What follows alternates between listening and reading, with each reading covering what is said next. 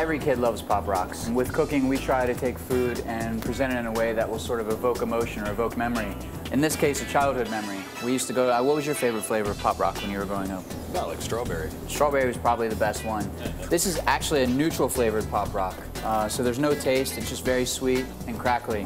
What Brian's gonna do is temper some chocolate. And the way we use this in the restaurant or in our restaurants is we actually recreate these little chocolate lollipops that have the Pop Rocks actually inside. We don't tell our guests what happens when they eat it. We just simply give it to them and say, like, here's a chocolate lollipop. But then when they bite into it, that popping starts again in their mouth, and again, there's that childhood memory. Yeah, the first step is, I mean, it's fairly simple. We're gonna temper some chocolate, bring out a double boiler and cooking it over a stove.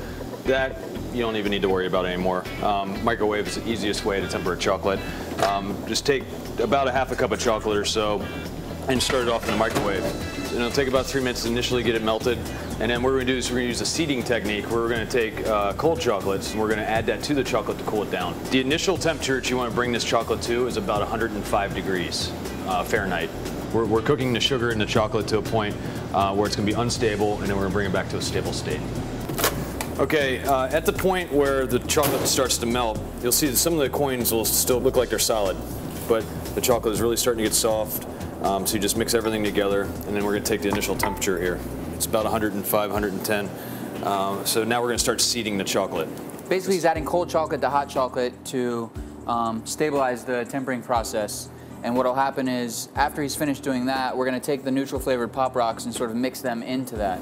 Well, you temper the chocolate in order to keep it at a solidified state at room temperature, because if not, then what happens is the chocolate will actually melt. You know, at room temperature between 85 degrees and 72 degrees room temperature, you want to be able to stay in a solidified state like as you see here with the finished product.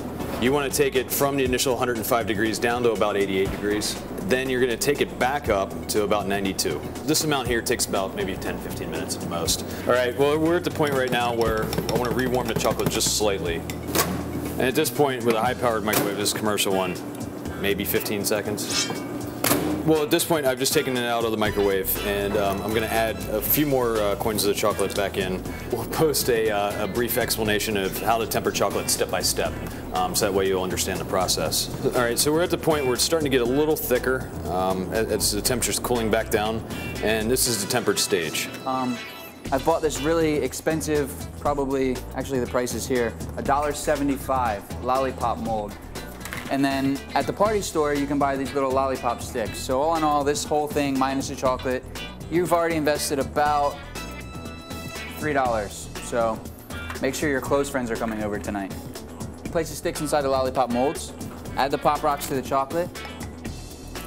And there's no real technique to doing this. It's really just how much Pop Rock do you want inside your chocolate. You need to work with it pretty fast at this point. Just spoon that right into the molds. So give it about, 5 minutes in the freezer, let that chocolate set up, and then basically what you end up with are these little molded lollipops that will just pop right out. And then the way we display it in the restaurant is we just kind of send them out on a plate with other little candies and so forth that we serve in a restaurant at the end of the meal. So here's to childhood memories, right?